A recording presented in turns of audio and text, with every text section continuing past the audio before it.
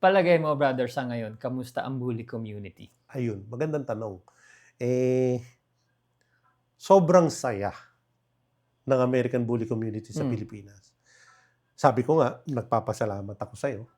Nagpapasalamat din ako sa iba't ibang tao sa Philippines. Actually, ito pala, no? Iba't ibang tao sa Philippines and mga Filipinos abroad.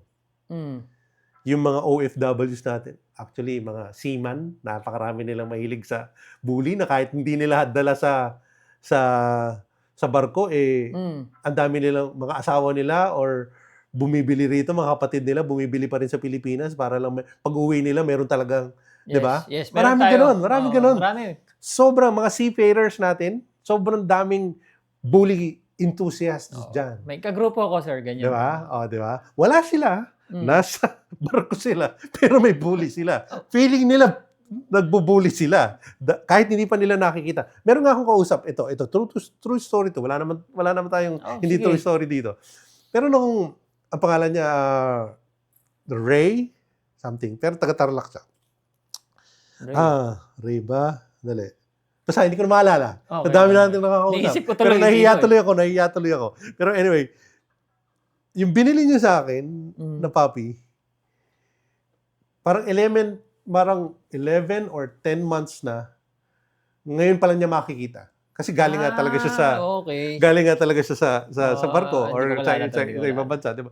Ang ibig sabihin is parang yung kahit nasa abroad ka, nakikita mo yung init ng pagtanggap ng Pilipino sa Pilipinas ng American bully. Pero gusto mo, you want to belong. You want to belong dun sa community na yun. You want yourself na parang part ka pa rin ng community na yun. Na kahit nasa abroad ka. So, yun, nagpapasalamat ako sa mga nandoon, sa mga datihan natin mga kaibigan. Na talagang nandyan lagi sila. So, ako'y nagpapasalamat sa kanila dahil ang tanong mo ay, kumusta? Diba?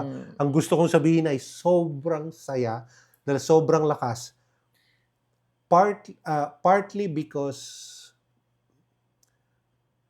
effort ng baguhan, ingay ng baguhan. Alam naman natin ang baguhan, ingay. At ang pagiging haligi ng mga datihan natin. Mga nakasabayan natin at mga nauna pa sa atin na nandyan pa rin na pinopromote ng tama yung American bully. Kumusta? Masyadong malaki, masyadong rapid growth, na minsan na-overwhelm din. Actually, ewan ko, sure ako, pansin mo, pero last 2022 and 2023, halos every week may local club na may dog shows. Diba? Lagi silang may dog shows na kumbaga dati NPTC, PPC, yun lang yung kilala eh. Tapos biglang may MPBC. Dumami na, no? ABC. Dami na. ABCP. ABKCP ba yan?